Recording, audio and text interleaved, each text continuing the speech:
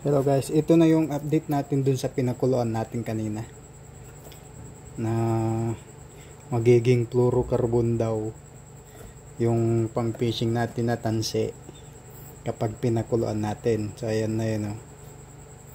Ito yung luma, ito po yung pinakuluan natin. So ayan, oh. Ayan. Tapos ito naman yung luma.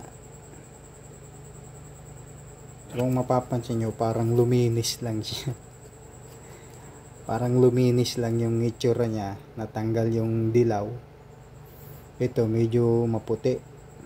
Ano. So, hindi siya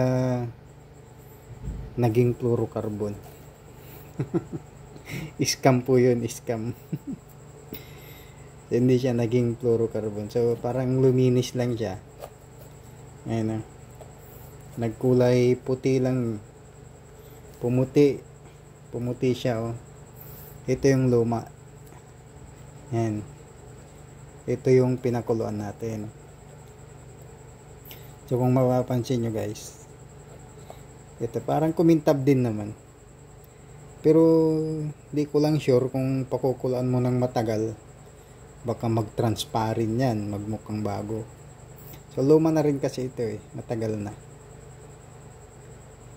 Pero yung tibay, ganun pa rin. Hindi nagbago nung pinakuluan natin. Tibay pa rin, no? Hindi siya basta-basta napuputol. So, itry nyo din sa mga tansin ninyo kung ano ang kalalabasan.